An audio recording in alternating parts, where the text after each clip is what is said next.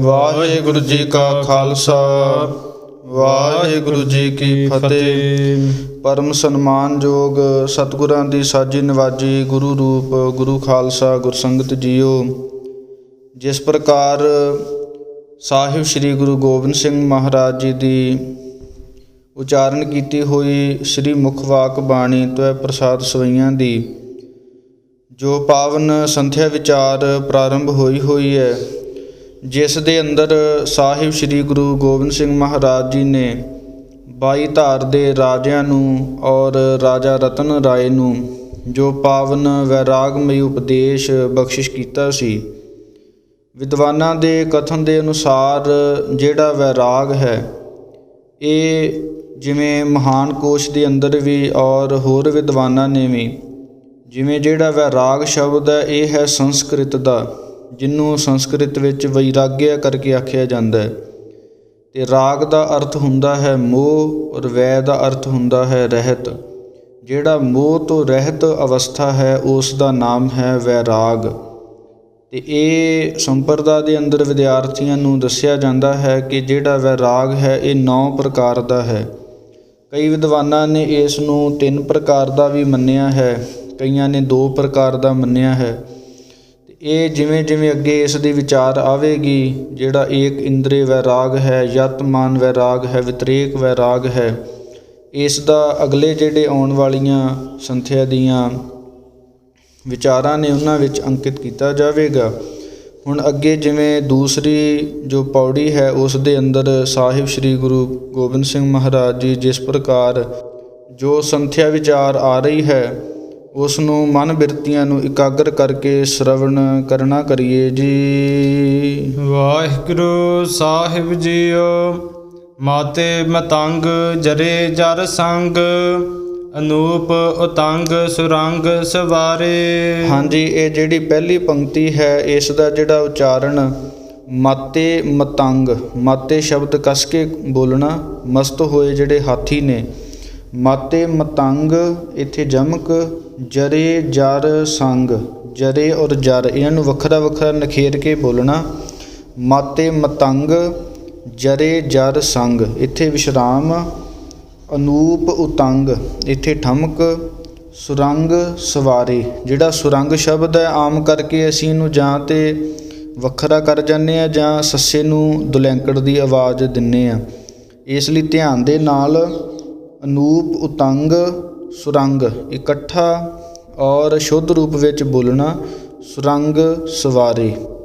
ਮਾਤੇ ਮਤੰਗ ਜਰੇ ਜਰ ਸੰਗ, ਅਨੂਪ ਉਤੰਗ ਸੁਰੰਗ ਸਵਾਰੇ। ਕੋਟ ਤੁਰੰਗ ਕੁਰੰਗ ਸੇ ਕੂਦਤ, ਪੌਣ ਕੇ ਗੌਣ ਕੋ ਜਾਤ ਨਿਵਾਰੇ। ਹਾਂਜੀ, ਇਸ ਦੂਸਰੀ ਪੰਕਤੀ ਦਾ ਜਿਹੜਾ ਉਚਾਰਨ ਹੈ ਕੋਟ ਤੁਰੰਗ, ਇੱਥੇ ਜਮਕ ਲੱਗੇਗੀ ਕੋਟ ਤੁਰੰਗ। ਇੱਕ ਵਿਸ਼ੇਸ਼ ਧਿਆਨ ਰੱਖਣਾ, ਜਿਹੜੇ ਮਗਰ ਵੀ ਪਾਠ ਆਏ ਨੇ ਮਤੰਗ ਉਤੰਗ ਅਤੇ ਤੁਰੰਗ ਔਰ ਕੁਰੰਗ, ਇਹ ਜਿਹੜੇ ਪਾਠ ਨੇ ਇਹਨਾਂ ਵਿੱਚ ਇੱਕ ਚੀਜ਼ ਦਾ ਗੌਰ ਰੱਖਣੀ ਕਿ ਜਿਹੜੇ ਗੱਗੇ ਅੱਖਰ ਨੇ ਇਹਨਾਂ ਦਾ ਸ਼ੁੱਧ ਰੂਪ ਵਿੱਚ ਪੂਰੇ ਜਿਹੜੇ ਗੱਗੇ ਅੱਖਰ ਬੋਲੇ ਜਾਣ, ਇਸ ਤਰ੍ਹਾਂ ਧਿਆਨ ਰੱਖਣਾ। ਯਾਨੀ ਕਿ ਆਮ ਕਰਕੇ ਜਦੋਂ ਟਿੱਪੀ ਆ ਜਾਂਦੀ ਤਾਂ ਗੱਗੇ ਦੀ ਆਪਾਂ ਅੱਧੀ ਆਵਾਜ਼ ਕੱਢਦੇ ਹਾਂ, ਇਸ ਲਈ ਕੋਟ ਤੁਰੰਗ ਇੱਥੇ ਜਮਕ, ਸੁਰੰਗ ਸੇ ਕੂਦਤ ਵਿਸ਼ਰਾਮ, ਪੌਣ ਇਹ ਜਿਹੜਾ ਸੰਪਰਦਾ ਵਿੱਚ ਸ਼ੁੱਧ ਪਾਠ ਕਰਵਾਇਆ ਜਾਂਦਾ, ਪੱਪੇ ਨੂੰ ਕਨੌੜਾ ਨੰਨਾ। ਪੌਣ ਕੇ ਗੌਨ ਕਉ ਇੱਥੇ ਠਮਕ ਆਵੇਗੀ, ਅਤੇ ਜਿਹੜਾ ਗੌਨ ਸ਼ਬਦ ਹੈ ਵੀ ਗੱਗਾ ਊੜੇ ਨੂੰ ਔਂਕੜ ਨੰਨਾ, ਇਸ ਤਰ੍ਹਾਂ ਸ਼ੁੱਧ ਇਸ ਦਾ ਰੂਪ ਹੈ। ਅੱਗੇ ਹੈ ਜਾਤ ਨਿਵਾਰੇ, ਇਸ ਤਰ੍ਹਾਂ ਇਸ ਦਾ ਉਚਾਰਨ ਕਰਨਾ ਜੀ। ਹਾਂਜੀ, ਕੋਟ ਤੁਰੰਗ ਕੁਰੰਗ ਸੇ ਕੂਦਤ, ਪੌਣ ਕੇ ਗੌਣ ਕੋ ਜਾਤ ਨਿਵਾਰੇ। ਭਾਰੀ ਭੁਜਾਨ ਕੇ ਭੂਪ ਭਲੀ ਬਿਦ, ਨਿਆਵਤ ਸੀਸ ਨਾ ਜਾਤ ਵਿਚਾਰੇ। ਇਸ ਪੰਕਤੀ ਦਾ ਜਿਹੜਾ ਉਚਾਰਨ ਹੈ ਭਾਰੀ ਭੁਜਾਨ ਕੇ ਭੂਪ ਭਲੀ ਬਿਦ, ਯਾਨੀ ਕਿ ਕੇ ਤੇ ਜਮਕ ਲਾ ਦੇਣੀ, ਭੂਪ ਭਲੀ ਬਿਦ ਇੱਥੇ ਵਿਸ਼ਰਾਮ, ਨਿਆਵਤ ਸੀਸ ਨਾ ਜਾਤ ਵਿਚਾਰੇ। ਵਿਚਾਰੇ ਜਦੋਂ ਬੋਲਣਾ ਬੁੱਲ ਜੋੜ ਕੇ ਬੱਬਾ ਸ਼ੁੱਧ ਰੂਪ ਵਿੱਚ ਬੋਲਣਾ। ਅਤੇ ਇਸ ਦਾ ਜਿਹੜਾ ਪਾਠ ਕਰਨ ਵੇਲੇ ਵਿਸ਼ਰਾਮ ਹੋਰ ਹੈ, ਅਤੇ ਜਦੋਂ ਸੰਪਰਦਾਇ ਗਿਆਨੀ ਅਰਥ ਕਰਦੇ ਨੇ ਉਦੋਂ ਫਿਰ ਇਸ ਦਾ ਇਸ ਤਰ੍ਹਾਂ ਵਿਸ਼ਰਾਮ ਲਾਉਂਦੇ ਨੇ ਕਿ ਭਾਰੀ ਭੁਜਾਨ ਕੇ ਭੂਪ ਭਲੀ ਬਿਧ ਨਿਆਵਤ ਸੀਸ ਨਾ ਜਾਤ ਵਿਚਾਰੇ। ਪਰ ਜਦੋਂ ਪਾਠ ਕਰਨਾ ਉਦੋਂ ਇਸੇ ਤਰ੍ਹਾਂ ਹੀ ਇਸ ਦਾ ਜਿਹੜਾ ਵਿਸ਼ਰਾਮ ਉਹ ਲਵਾਉਣਾ ਹੈ। ਭਾਰੀ ਭੁਜਾਨ ਕੇ ਭੂਪ ਭਲੀ ਬਿਧ, ਇੱਥੇ ਵਿਸ਼ਰਾਮ ਲੱਗੇਗਾ। ਨਿਆਵਤ ਸੀਸ, ਅਤੇ ਜਿਹੜਾ ਨਿਆਵਤ ਸ਼ਬਦ ਹੈ ਇਸ ਨੂੰ ਪੋਲਾ ਬੋਲਣਾ, ਨਿਆਵਤ ਨਹੀਂ ਕਹਿਣਾ, ਯਾਨੀ ਕਿ ਸੀਸ ਨਵਾਉਣ ਦਾ ਵਾਚਕ ਹੈ। ਨਿਆਵਤ ਸੀਸ ਨਾ ਜਾਤ ਵਿਚਾਰੇ। ਹਾਂਜੀ। ਭਾਰੀ ਭੁਜਾਨ ਕੇ ਭੂਪ ਭਲੀ ਬਿਧ ਨਿਆਵਤ ਸੀਸ ਨਾ ਜਾਤ ਵਿਚਾਰੇ। ਏਤੇ ਭਏ ਤੋ ਕਹਾਂ ਭਏ ਭੂਪਤ ਅੰਤ ਕੋ ਨਾਗੇ ਹੀ ਪਾਏ ਪਧਾਰੇ। ਇਸ ਪੰਕਤੀ ਦਾ ਜਿਹੜਾ ਉਚਾਰਨ ਹੈ ਏਤੇ ਭਏ, ਇੱਥੇ ਜਮਕ ਲੱਗੇਗੀ। ਏਤੇ ਭਏ ਤੋ ਕਹਾ ਭਏ ਭੂਪਤ, ਜਿਹੜਾ ਭੂਪਤ ਸ਼ਬਦ ਹੈ ਇੱਥੇ ਵਿਸ਼ਰਾਮ ਆਵੇਗਾ। ਏਤੇ ਸ਼ਬਦ ਕੱਸ ਕੇ ਬੋਲਣਾ, ਏ ਤੇ ਨਹੀਂ ਕਹਿਣਾ। ਏਤੇ ਭਏ ਤੋ ਕਹਾ ਭਏ ਭੂਪਤ, ਇੱਥੇ ਵਿਸ਼ਰਾਮ। ਅੰਤ ਕਉ, ਇੱਥੇ ਕਨੌੜੇ, ਇੱਥੇ ਯਾਨੀ ਕਿ ਠਮਕ ਲੱਗੇਗੀ। ਅੰਤ ਕਉ ਨਾਗੇ ਹੀ ਪਾਏ ਪਧਾਰੇ, ਇਸ ਤਰ੍ਹਾਂ ਇਸ ਦਾ ਉਚਾਰਨ ਕਰਨਾ। ਹਾਂਜੀ। ਏਤੇ ਭਏ ਤੋ ਕਹਾ, ਏਤੇ ਭਏ ਇੱਥੇ ਜਮਕ ਲਾਓ। ਏਤੇ ਭਏ ਤੋ ਕਹਾ ਭਏ ਭੂਪਤ। ਏਤੇ ਭਏ ਤੋ ਕਹਾ ਭਏ ਭੂਪਤ ਅੰਤ ਕੋ ਨਾਗੇ ਹੀ। ਅੰਤ ਕਉ ਇੱਥੇ ਠਮਕ, ਅੰਤ ਕਉ ਨਾਗੇ ਹੀ ਪਾਏ ਪਧਾਰੇ। ਅੰਤ ਕੋ ਨਾਗੇ ਹੀ ਪਾਏ ਪਧਾਰੇ। ਜੀਤ ਫਿਰੈ ਸਭ ਦੇਸ ਦੇਸਾਨ ਕੋ ਬਾਜਤ ਢੋਲ ਮਿਰਦੰਗ ਨਗਾਰੇ। ਇਸ ਅੱਗੇ ਪੌੜੀ ਦੇ ਅੰਦਰ ਜੀਤ ਫਿਰੈ, ਇੱਥੇ ਜਮਕ।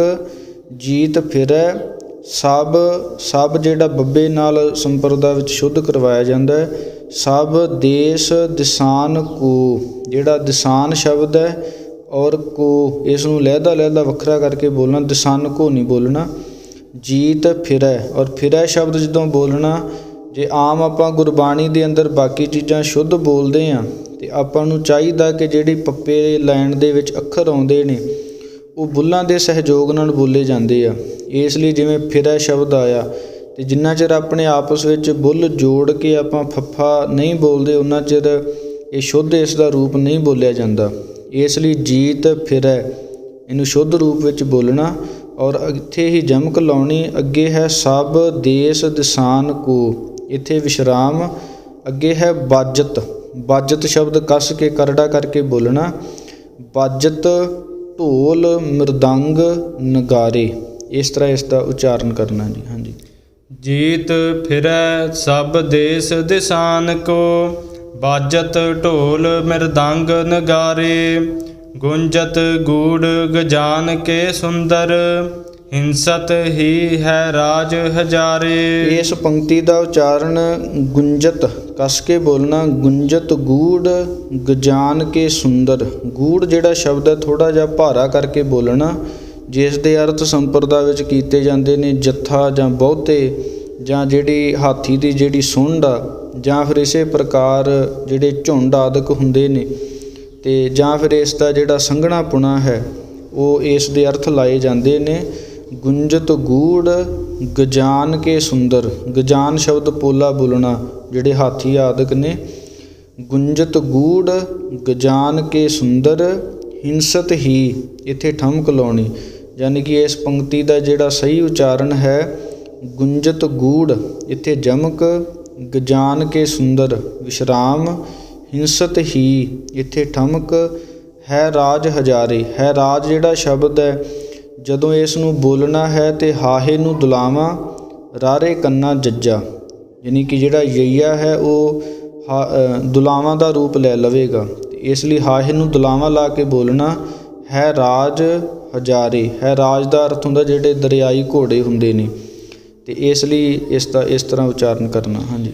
ਗੁੰਜਤ ਗੂੜ ਗਜਾਨ ਕੇ ਸੁੰਦਰ ਹਿੰਸਤ ਹੀ ਹੈ ਰਾਜ ਹਜ਼ਾਰੇ।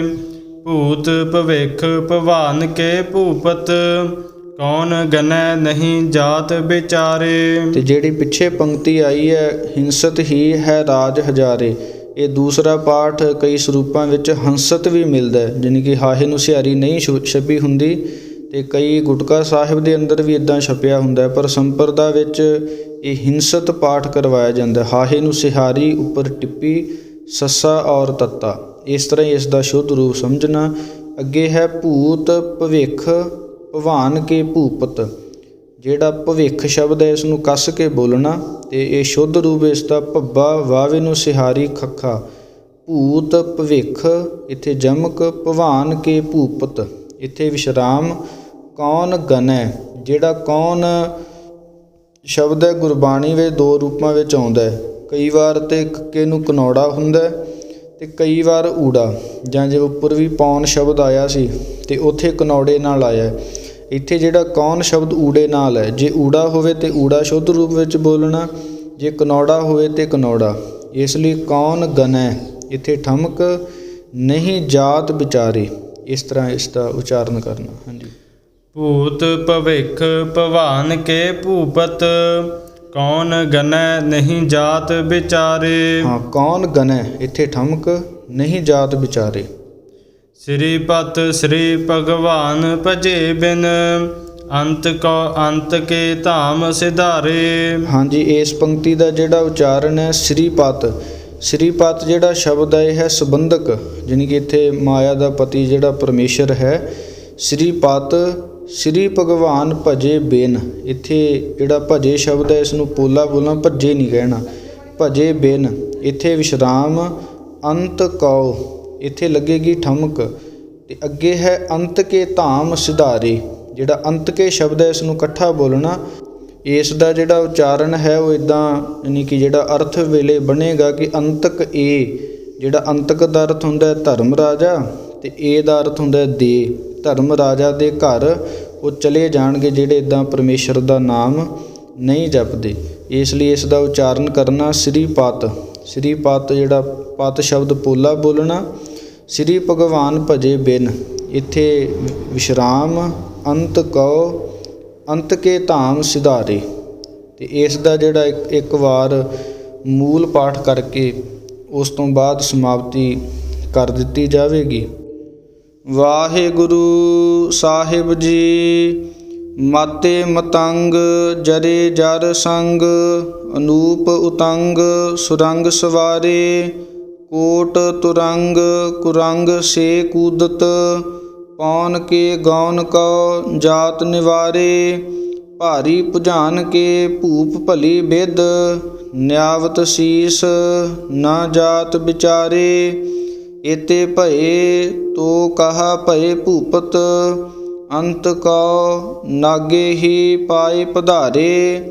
ਜੀਤ ਫਿਰੈ ਸਭ ਦੇਸ ਦਿਸਾਨ ਕੋ, ਬਾਜਤ ਢੋਲ ਮ੍ਰਿਦੰਗ ਨਗਾਰੇ। ਗੁੰਜਤ ਗੂੜ ਗਜਾਨ ਕੇ ਸੁੰਦਰ, ਹਿੰਸਤ ਹੀ ਹੈ ਰਾਜ ਹਜ਼ਾਰੇ। ਭੂਤ ਭਵਿੱਖ ਭਵਾਨ ਕੇ ਭੂਪਤ, ਕੌਣ ਗਨੈ ਨਹੀਂ ਜਾਤ ਵਿਚਾਰੇ। ਸ੍ਰੀ ਪਤ ਸ੍ਰੀ ਭਗਵਾਨ ਭਜੇ ਬਿਨ, ਅੰਤ ਕਉ ਅੰਤ ਕੇ ਧਾਮ ਸਿਧਾਰੇ। ਸੋ ਇੱਕ ਵਾਰ ਇਸ ਦਾ ਜਿਵੇਂ ਸਵਈਏ ਦੀ ਚਾਲ ਹੁੰਦੀ ਹੈ ਉਸ ਰੂਪ ਵਿੱਚ ਪਾਠ ਕਰਕੇ ਸਮਾਪਤੀ ਕਰ ਦਿੱਤੀ ਜਾਵੇਗੀ। ਮਾਤੇ ਮਤੰਗ ਜਰੇ ਜਰ ਸੰਗ, ਅਨੂਪ ਉਤੰਗ ਸੁਰੰਗ ਸਵਾਰੇ। ਕੋਟ ਤੁਰੰਗ ਕੁਰੰਗ ਸੇ ਕੂਦਤ, ਪੌਨ ਕੇ ਗੌਨ ਕੋ ਜਾਤ ਨਿਵਾਰੇ। ਭਾਰੀ ਭੁਜਾਨ ਕੇ ਭੂਪ ਭਲੀ ਬਿਦ, ਨਿਆਵਤ ਸੀਸ ਨਾ ਜਾਤ ਵਿਚਾਰੇ। ਏਤੇ ਪਏ ਤੋ ਕਹਾ ਪਏ ਭੂਪਤ, ਅੰਤ ਕਉ ਨਾਗੇ ਹੀ ਪਾਏ ਪਧਾਰੇ। ਜੀਤ ਫਿਰੈ ਸਭ ਦੇਸ ਦਿਸਾਨ ਕੋ, ਬਾਜਤ ਢੋਲ ਮ੍ਰਿਦੰਗ ਨਗਾਰੇ। ਗੁੰਜਤ ਗੂੜ ਗਜਾਨ ਕੇ ਸੁੰਦਰ, ਹਿੰਸਤ ਹੀ ਹੈ ਰਾਜ ਹਜ਼ਾਰੇ। ਭੂਤ ਭਵਿਖ ਭਵਾਨ ਕੇ ਭੂਪਤ ਕੌਣ ਗਨੈ ਨਹੀਂ ਜਾਤ ਵਿਚਾਰੇ। श्रीपत श्री भगवान भजे बिन अंत को अंत के धाम सिधारे। भूत भविख भवान के भूपत कौन गनੈ नहीं जात विचारे। श्रीपत श्री भगवान भजे बिन अंत को अंत के धाम सिधारे। वाहिगुरु जी का खालसा वाहिगुरु जी की फतेह।